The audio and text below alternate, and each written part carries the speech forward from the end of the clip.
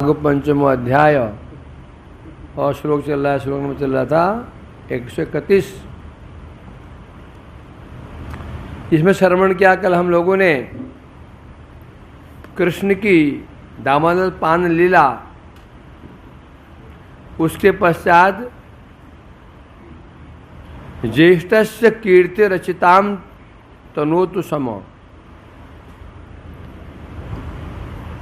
कृष्ण ने अपने बड़े भ्राता बलदेव जी की कीर्ति बढ़ाने के लिए एक लीला की थी। क्या लीला की थी? जिसके माध्यम से उन्होंने वध करवाया था बलदेव जी के द्वारा प्रलंबासुर का। इस तरह उन्होंने बलदेव जी की कीर्ति बढ़ाई थी। कृष्ण ने उनके हाथों प्रलंबासुर का वध करा करके बलदेव जी की महिमा बढ़ाई थी। तो ऐसी जो लीला है तनोतुषम, अर्थात सबका मंगल करे, सबके मन को शांत करे। टीका में कह रहे हैं काल्य हरद के तट पर रात्रि के समय काल्या का जब दमन हो गया, काल्या को भगवान ने भेज दिया, जाओ तुम यहाँ मत रहो, रमणक द्वीप चले जाओ, तुम्हारा नित्य स्थान है, वहाँ चले जाओ। बोले वहाँ कैसे जाऊँगा, वहाँ गरुड़ देव मेरे को खा जाएंगे। मैं तो इसलिए मैं यहाँ आया हूँ कि यहाँ गरुड़ देव नहीं आ सकते हैं। भगवान ने चिंता मत करो, तुम्हारे मस्तक पर मेरे चरण चिन्ह अंकित हो गए हैं। इन चरण चिन्ह का दर्शन करके गरुड़ तुमसे मित्रता करेगा, तो वध नहीं करेंगे। निशंक होकर चले जाओ। ये सुन करके कालिय नाग यमुना के माध्यम होते होते होते समुद्र में होते रमण द्वीप पर प्रवेश कर गया। उसके पश्चात ब्रजवासी ने विचार किया आज रात्रि हमें यही बितानी चाहिए। एक थक गए हैं, खाया पिया नहीं रात भर, शायद खाया पिया नहीं है। दूसरा उन्हें भय था कि रात्रि के समय कहीं कंस का अनुचर, कोई कालिया का कोई मित्र असुर कोई आक्रमण ना कर दे नंदगांव के ऊपर, इसलिए आज हम यहीं रहेंगे। तो रात्रि के समय सो रहे थे, उसी समय उस वन में आग लग गई और कृष्ण ने उन ब्रजवासी को बचाने के लिए दावानल पान कर लिया। कहाँ पर? जहाँ आजकल है दावानल कुंड। दिखा दावानल कुंड, दर्शन किए तो अच्छी बात है, नहीं किए तो भी अच्छी बात। तो इस प्रकार से बता रहे हैं। वैसी एक लीला उन्होंने और की थी, दावानल पान लीला, मुंजावन की लीला। जब सखा और बछड़े लोग मुंजावन में प्रवेश कर गए थे, कृष्ण कंस के अनुचर ने आग चारों ओर से उन्हें घेर कर आग लगा दी। उसमें कृष्ण को पुकारा, कृष्ण पहुंच गए, बोले आंख बंद कर लो सब लोग, आंख बंद करो। उन्होंने सोचा शायद कृष्ण को मंत्र पढ़ेंगे, और मंत्र सबके सामने पढ़े नहीं जाते हैं। एक ये मंत्र जानता है कृष्ण, हमारा सखा कृष्ण जानता है। आंख बंद की, आंख खोलो तो देखा जहाँ पहले खेल रहे थे भांडीर बट के वृक्ष के नीचे वही विराजमान थे। वो जो लीला हमारा मंगल करे, उसी भांडीर वन में अपने ज्येष्ठ बलदेव जी की कीर्ति का विस्तार करने के लिए उन्होंने एक लीला की। क्या लीला की? खेल में चातुरी, क्रीड़ा चातुरी रची। क्या चतुराई क्या थी? कृष्ण ने देखा हमारे मध्य में एक असुर आ चुका है। कौन? प्रलंबासुर। किस रूप में आया था वो? किस रूप में आया था वो? एक सखा के रूप में आया था, एक गोप बालक के रूप में आया था। उसने बहुत रेकी की, क्या करूं क्या, रेकी करके पता चला आज एक सखा आज ब्रज गोचारण में नहीं आया। उसने उस गोप बालक का रूप धारण कर लिया। वो कृष्ण से बच नहीं सका। कृष्ण समझ गए तो उन्होंने एक योजना बनाई, आज हम क्रीड़ा करेंगे हैं, और जो उस क्रीड़ा में हार जाएगा और जीतने वाले को एक निश्चित दूरी तक कंधे पर लेकर ढो करके ले जाएगा और वापस ले आएगा। दो दल हो गए, एक दल के नेता बने कृष्ण, एक दल के नेता बने बलदेव जी। बलरामासुर जानबूझ करके किस दल में प्रविष्ट हुए? कृष्ण के दल में प्रविष्ट हो गए। वो समझ गए थे जितने भी असुर आए उन्होंने कृष्ण को मारने की चेष्टा की तो मारे गए, मैं ऐसा नहीं करूंगा, क्योंकि जो कृष्ण इसके प्राण बसते हैं बलदेव में, मैं इसको मारूंगा। कृष्ण से पंगे लेना ठीक नहीं है। जानबूझ करके वो कृष्ण के दल में हो गया। रसाकसी हो रही थी, रसाकसी, और कृष्ण जानबूझ करके हार गए। जब हार गए, अब नंबर था क्या? बलदेव जी के दल वालों को कृष्ण के दल वाले कंधे पर उठा करके निश्चित दूर तक ले जाएंगे।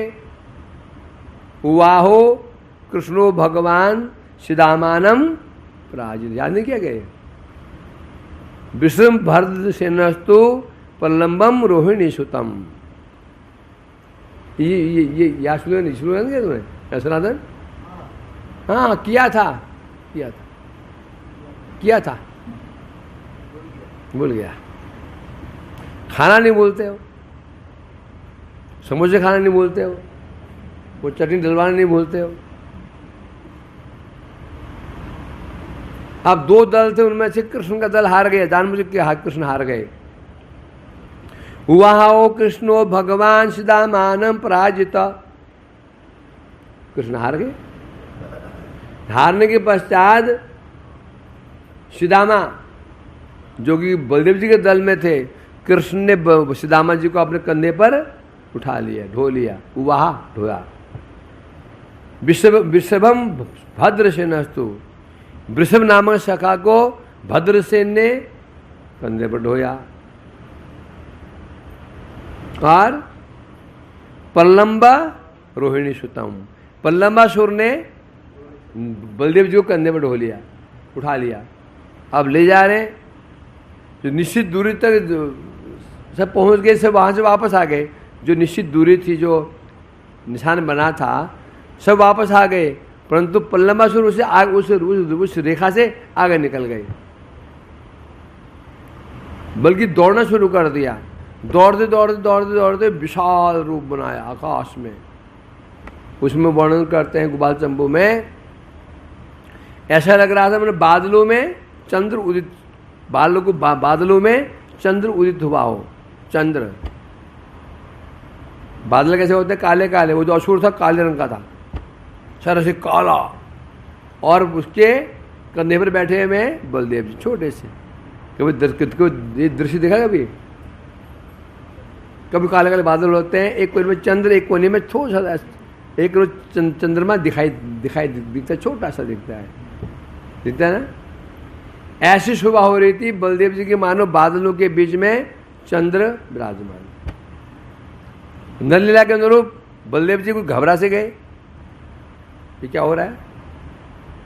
पीछे को देखा, कृष्ण ने इशारा किया, मुक्का दिखाया, मुक्का, अर्थात मुक्का मारो सिर के ऊपर। मतलब एक मुक्का मारा सिर के ऊपर, खोपड़ी फट गई, नीचे गिरा। इस प्रकार से बता रहे हैं, उस भांडीर वन में कृष्ण ने बलदेव जी की महिमा बढ़ाई। ये जो लीलाएं कृष्ण कर रहे हैं, बता रहे हैं, वो लीला क्या करे? तनो तु समने, हम सबका मंगल करे, कल्याण करे। मनोहरा प्रावृषि याही लीला, महिर रुहांका श्रण आदि का आशा, जियाद ब्रज स्त्री स्मरतापदात्री, शरद वन श्री बरवर्दिता च। अब वर्णन कर रहे हैं, ये ऋतु चल रही है। क्या ऋतु चल रही है आजकल? वर्षा ऋतु। अब वर्षा ऋतु का वर्णन कर रहे हैं। मनोहरा प्रावृष्या लीला, वर्षा काल का समय था, वृष्टि हो रही थी। उस समय कृष्ण क्या कर रहे हैं? महीरुहो अंकास्नादिकासा, जब वृष्टि से प्रारंभ हुई, महीरुहा, कृष्ण वृक्षों के नीचे या ओट में विराजमान होकर के जो उन्होंने मनोहर मनोहर लीलाएं की। कब? प्रावृषि, वर्षा काल में जब वर्षा हुई, कृष्ण सखाओं के साथ में महीरुहा, मही मने क्या होता है? मही मने रूह मने उत्पन्न होना, जो पृथ्वी में उत्पन्न होते हैं वृक्ष, उस वृक्ष के नीचे या अंक में होते हैं ओट में। जब बारिश सीधी होती है तो वृक्ष के नीचे आ जाते हैं, बारिश तिरछी पड़ती है तो वृक्ष के ओट में हो जाते हैं। बारिश तिरछी पड़ रही है तो वृक्ष के ओट में, जैसे बारिश उनके स्पर्श ना करे, सीधी पड़े तो वृक्ष के नीचे। इस प्रकार से कृष्ण उन वृक्षों के नीचे या ओट में रह करके जो उन्होंने लीलाएं की। दूसरी, अब आया साथ ही साथ शरद ऋतु का वर्णन। ये दोनों साथ चल रही हैं, एक वर्षा ऋतु, एक शरद ऋतु है। ऋतुएं कितनी होती हैं? 6 होती है। नाम गिनाओ।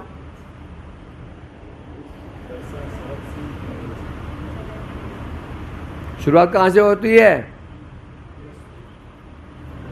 पहले कौन सी ऋतु होती है? हमारा महीना शुरू कब होता है हिंदी वाला? बसंत ऋतु, उसके बाद ग्रीष्म, उसके बाद वर्षा, उसके बाद शरद है, शरद, उसके बाद हेमंत, उसके बाद शीत, शिशिर कहते हैं शिशिर। ये 6 ऋतुएं होती हैं। अब यहाँ पर 2 का वर्णन साथ कर रहे हैं। पहले श्लोक के आधे भाग में वर्षा ऋतु का वर्णन किया और उसके दूसरे भाग में शरद ऋतु का वर्णन कर रहे हैं। जियाद ब्रज स्त्री स्मरतापदात्री शरदवन श्री भरवर्दिता च। शरद ऋतु में वनश्री, वन मने वृंदावन की जो शोभा अत्यंत वर्धित हो गई थी। शरद ऋतु में वृंदावन की शोभा अत्यंत जब बढ़ जाती है, वर्धित हो जाती है, उस समय क्या करते हैं कृष्ण? क्या करते हैं? लीला। क्या लीला करते हैं? ऐसी लीला करते हैं जो लीला ब्रज स्त्रियों को, ब्रज गोपियों के कामताप को बढ़ा देती हैं। जियात, ऐसी लीलाओं की जय हो।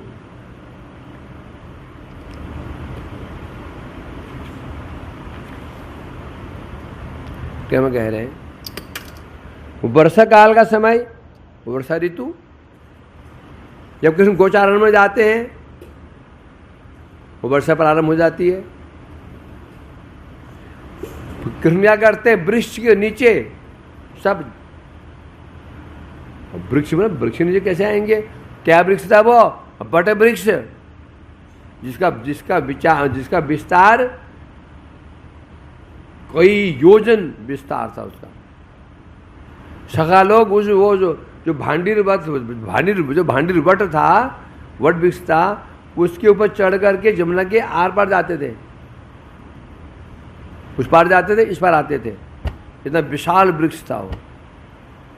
क्योंकि वट वृक्ष जो होता है वो बहुत बड़े विस्तार को बहुत फैल जाता है।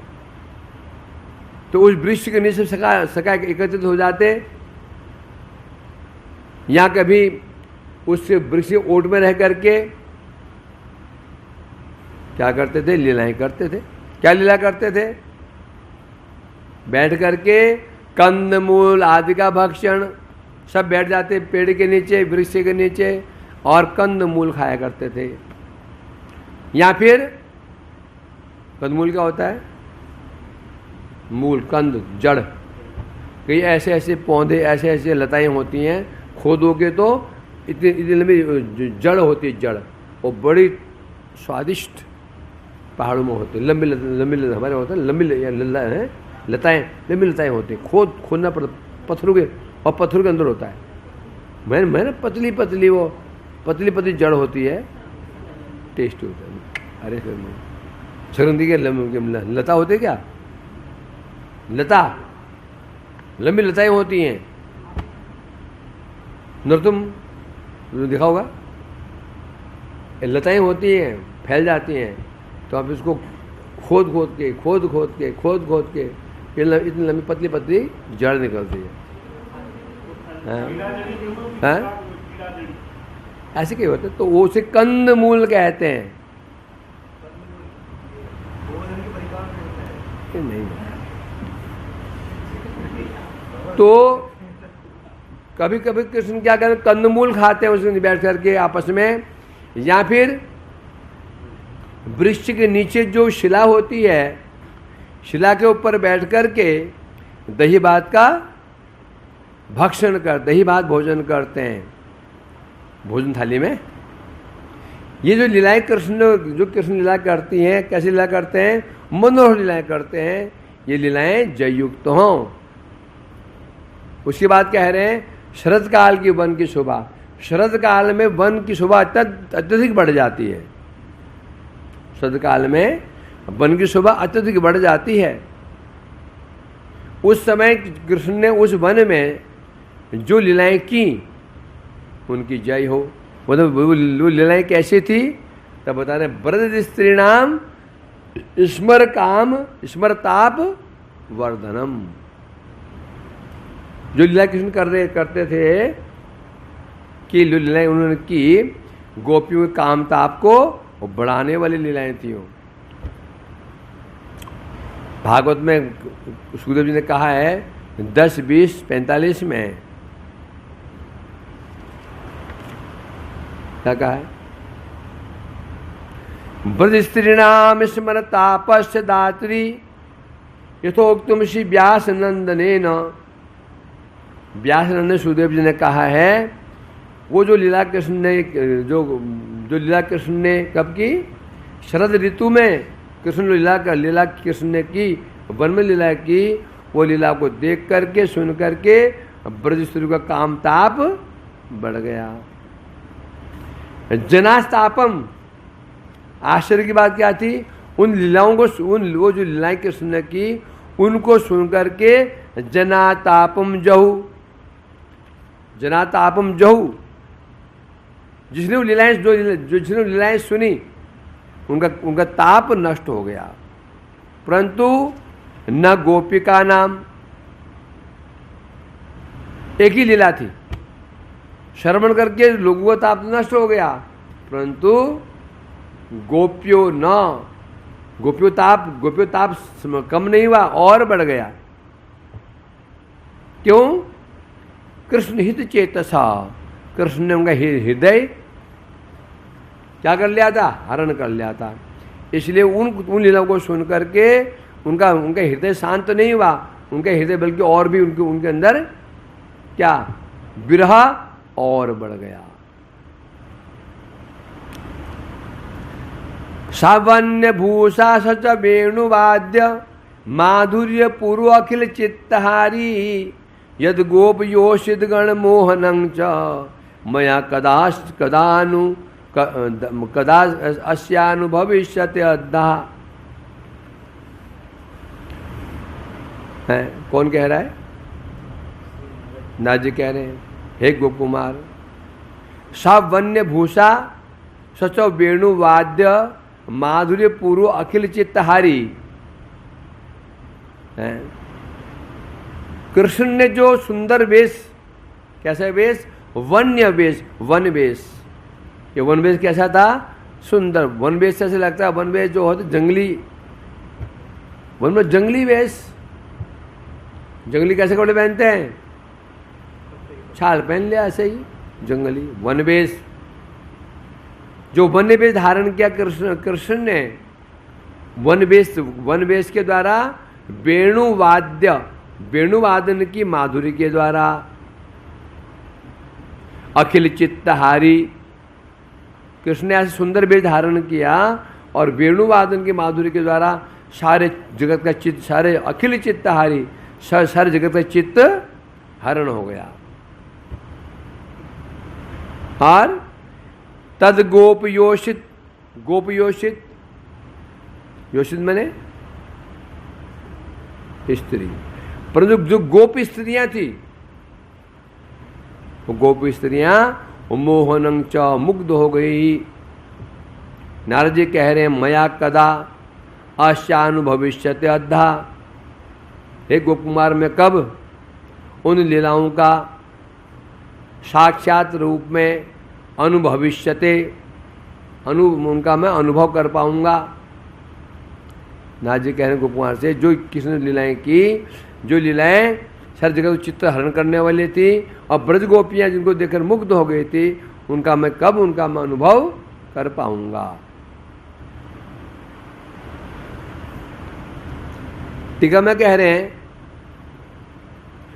भगवान की उस वन्य वेशभूषा के संबंध में सुखदेव गोस्वामी ने भागवत में 10, 21, पंचम श्लोक में वर्णन किया।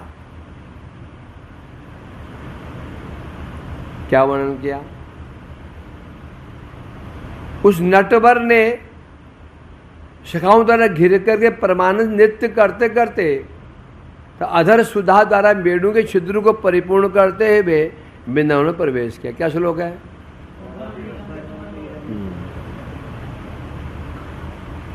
ये बरहा, ये श्लोक है, किसका श्लोक है?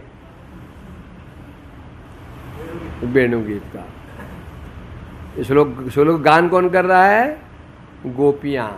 3 श्लोकों भागवत में कृष्ण के सौंदर्य का वर्णन है। एक वर्णन गोपियों ने किया, एक वर्णन द्विज पत्नियों ने किया, एक ब्रह्मा जी ने किया। उनके 3 वर्णन है। ब्रह्मा जी कृष्ण के स्वरूप का वर्णन 3 श्लोकों में। ये गोपियों का है। बरहा पीडम नटवर बपु कर्ण्य कर्णिकारम बिभ्रसवाकन कपिशं वैजयंती चमालाम। आगे वेणु वसुदया पूर्यन गोप वृंदय प्राविशत गीत कीर्ति। दूसरा है द्विज पत्नियों, क्या है? श्यामं हिरण्य परदिंग वनमाल वरह धातु परवार नटवेश मधु व्रतांसे विन्यस्त हस्तमितरेण धुनान मबजम कर्णोत्प्लाल कपोलमुखाब्जहासम। किसका है ये? ब्रह्मा जी का। नौमिंडत्यवपुषे तडिदम्बराय गुंजावतन संपिच्छल सन्मुखाय वन्यस जे कबल वेत्र विषाण वेणु लक्ष्मी से मधुपदे पशुपांग जाय। 3 श्लोक वर्णन, एक ब्रह्मा जी का, एक नाग द्विज पत्नी का, एक गोपियों का है। इनमें 3 माला की बात आई है। गोपियों ने कहा है वैजयंती च मालाम, द्विज पत्नी ने कहा वनमाल्य वरह वनमाला, ब्रह्मा जी ने कहा गुंजावतंसम गुंजामाला। वैजयंती माला और वनमाला अंतर क्या है? वैजयंती माला 5 पुष्प से बनती है और वो घुटनों तक होती है। वनमाला विभिन्न प्रकार के पुष्पों से, पत्तों से बनती है, वो चरणों तक होती है। गोपी ने किसका वर्णन किया है? वैजयंती माला का वर्णन। तो क्रमशः ब्रह्मा जी की अपेक्षा जो श्लोक उन्होंने कहा उससे श्रेष्ठ श्लोक कौन सा है? द्विज पत्नियों का। उससे अधिक मधुर श्लोक कौन सा है? गोपियों का। तो यहाँ कह रहे हैं, बता रहे हैं यहाँ पर, जो वनवेश, कैसा वनवेश है? बरहा पीडम नटवर, नट और नटवर, नट किसे कहते हैं? जो विभिन्न प्रकार के रंग बिरंगे वस्त्र धारण करके नृत्य गान में निपुण होते हैं, तो नट कहते हैं। अब तो खत्म ही हो गए ये। पहले गांव में नट लोग गांव जा करके मनोरंजन करते थे। ये परिक्रमा देखता है ना, वो रस्सी पर चलते हैं, वो नट। कृष्ण कौन है? नटवर है। शिव जी का नाम क्या है? नटराज, नटवर। और कृष्ण उस नटराज के भी नटराज। तो यहाँ कह रहे हैं, तो यहाँ बताया जा रहा है नटवर जब कृष्ण ब्रज में प्रवेश करते हैं, ब्रज में प्रवेश करते हैं, कहाँ पर? वन में प्रवेश करते हैं। कैसे प्रवेश करते हैं? वरहा पीड़म, वरहा अपीड़म, उनके मस्तक पर वरह मोरपंख धारण कर रखा है। नटवर वपू, शरीर कैसा है? नटवर वपू, नट के समान वस्त्र धारण किए हुए हैं।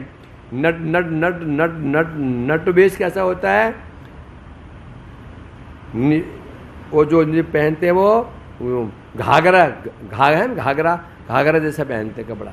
वो बच्ची पर नीचे से थोड़ा सा कमर से खुला रहता है, उसको घाघरा कहते हैं, घाघरे जैसा। उसे हाँ उसे नटवर वेश है, तो नटवर कहते हैं।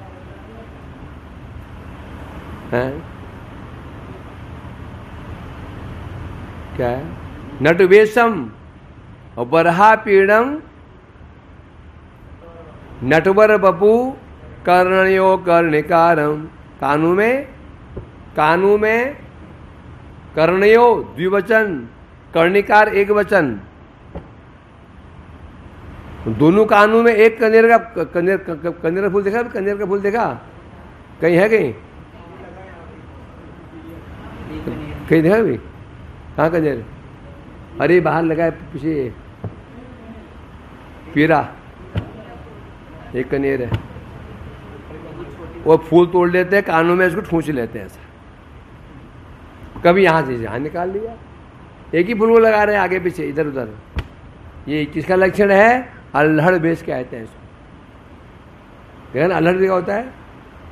बाइक में जा रहा है, टोपी उल्टी टोपी लगा ली, लड़के का ना, टोपी उल्टी लगा ली, चश्मा यहाँ चला लिया।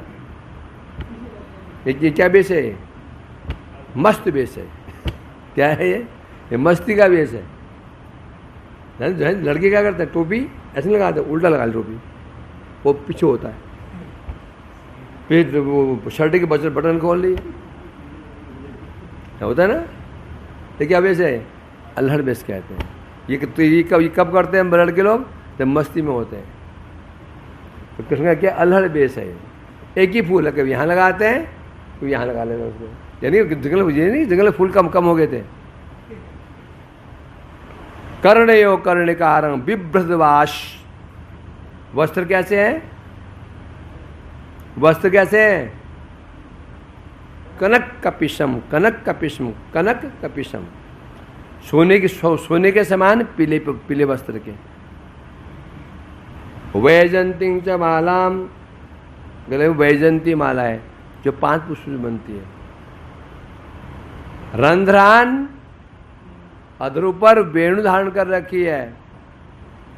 अधर सुदया पूर्यन, अपने अधर्मित के द्वारा उस बांसुरी के छिद्रों को भर रहे हैं।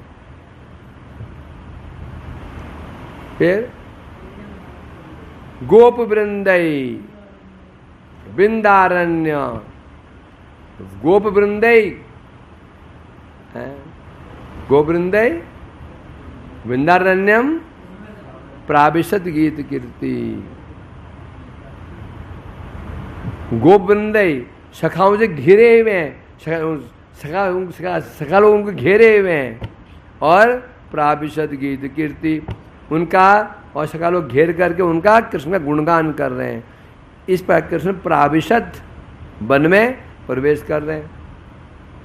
तो यहाँ यही कह रहे हैं यहाँ इस प्रकार से जो वर्णन किया उन्होंने, ये कृष्ण का वन्य वेश है।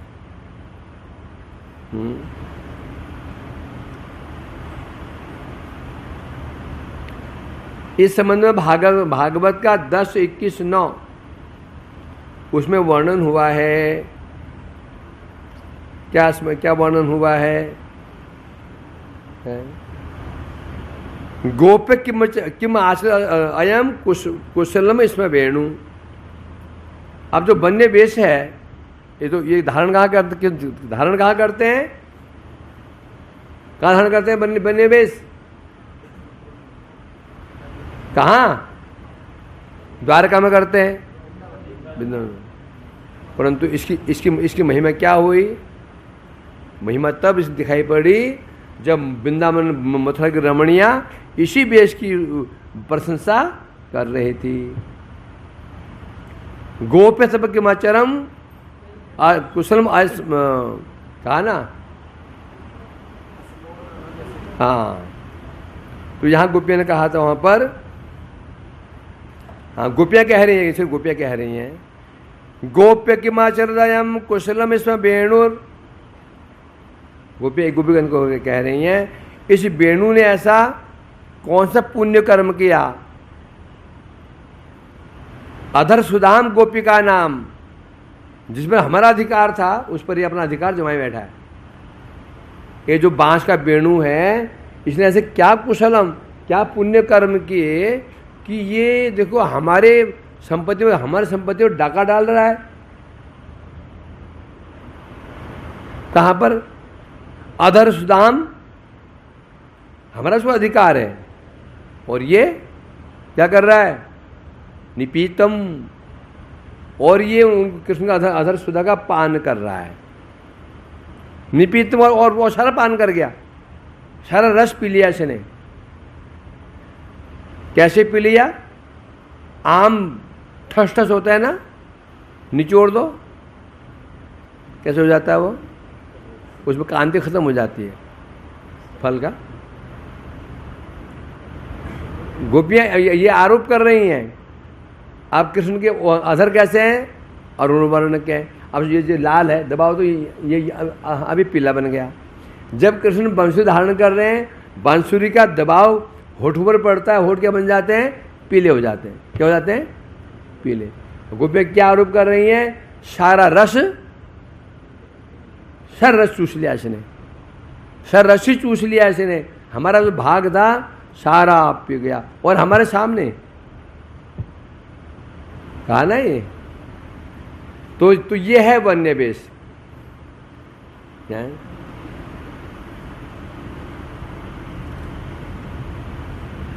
बोलते टाइम हो गया? हाँ, बोलता क्यों नहीं? ये मेरा मित्र है, जानता है कि मैं थक गया हूँ बोलते बोलते। हरे कृष्णा कृष्णा कृष्णा हरे हरे, हरे राम। सेव करो उसको। नीताय गौर हरि बोल, हरि बोल, हरि बोल, गौर हरि बोल, हरि बोल।